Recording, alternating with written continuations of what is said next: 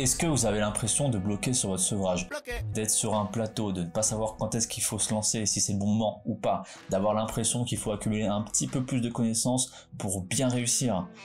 Alors vous avez peut-être le syndrome de la bibliothécaire. Vous êtes sur la purge.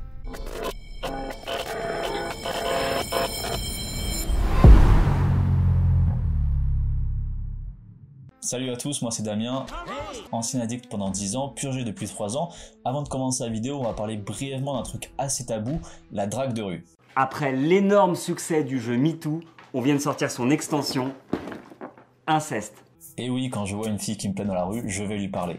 J'ai vécu parmi mes plus belles histoires grâce à la rue, j'ai rencontré une de mes meilleures amies et ma première nana que j'ai abordée, j'avais 17 ans. Sinon, je fais beaucoup de peinture, j'ai fait une 40aine de toiles en à peine 20 jours. Mon appart est un vrai musée.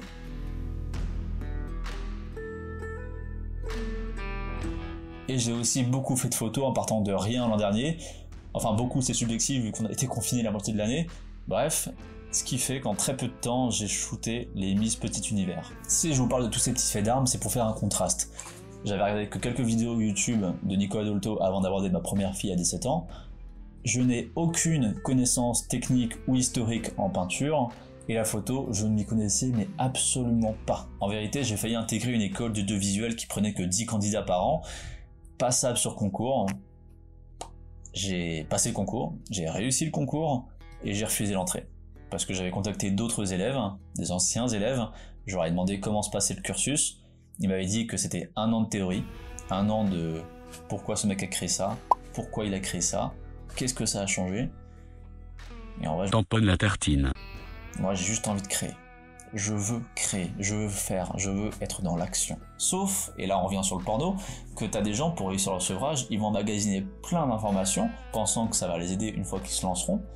Mais il y a tellement de choses à savoir, tellement de choses que tu peux apprendre, qu'au final ils ne se lancent jamais. Et ça vient d'un besoin primitif. Le cerveau est avide de connaissances. Le terrain, les dangers, les solutions. Parce qu'avant, ça signifiait un haut potentiel de survie. Mais maintenant, c'est plus du tout légitime. Emmagasiner trop de connaissances sur le porno vous empêche de vraiment vous lancer pour arrêter le porno. Parfois, certains d'entre vous, et là c'est pas du tout une reproche, me posent plein de questions d'affilée. Et j'y réponds, parce que ça me fait plaisir, et parce que je suis là pour vous aider. Mais t'as toujours une petite voix au fond de ma tête qui me dit « Mais on s'en branle, action, action, teste des choses, essaye !» Mets-toi en danger, mets-toi en pratique. Parce qu'au final, savoir pourquoi le porno te fait perdre la mémoire, bah ça va pas t'aider à arrêter le porno. En plus, si tu perds la mémoire, bah t'auras certainement oublié mon explication. Et je comprends totalement cette envie de connaissance. Ça marche avec tout. La séduction, la peinture, la photo, le porno. Lorsqu'on se renseigne sur un sujet, on est investi. Donc par procuration, on a l'impression d'agir. C'est de la procrastination. C'est comme le gars qui veut écrire une bonne histoire, il va lire plein de livres sur le sujet, mais à un moment donné, pour écrire une bonne histoire, il faut déjà commencer par écrire une histoire. C'est l'histoire de la vie.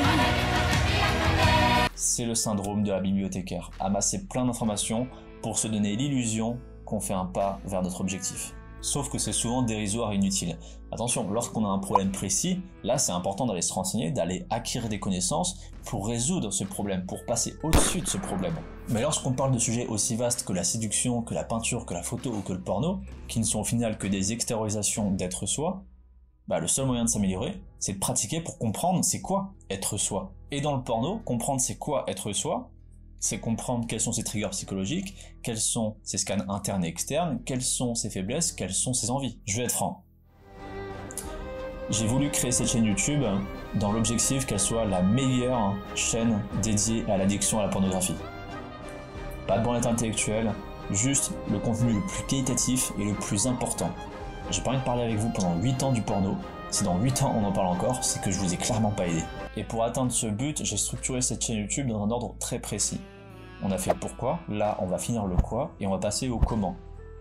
Regardez mes vidéos YouTube dans l'ordre, assimilez-les, prenez des notes, faites ça comme si c'était un vrai exercice, mettez en pratique ce que je vous conseille, et vous allez y arriver. Tout ce que vous avez besoin de savoir est ici.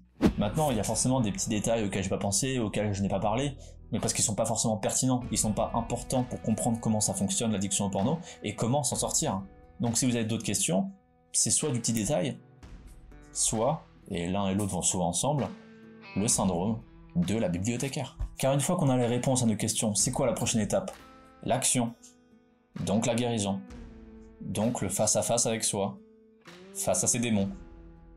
Et ça, même si vous dites que vous avez envie d'arrêter le porno, ce travail intérieur et d'introspection, il n'y en a pas beaucoup qui veulent vraiment le faire, ou qui sont prêts à le faire. Donc, on trouve d'autres questions. Parce qu'en plus de toutes ces vidéos, je donne des conseils supplémentaires par mail et par Telegram pour répondre justement à toutes ces petites questions qui ne sont pas forcément pertinentes. Donc rejoins-nous, abonne-toi à la chaîne de la Purge. Je te dis à la prochaine, on va commencer très bientôt à attaquer le comment.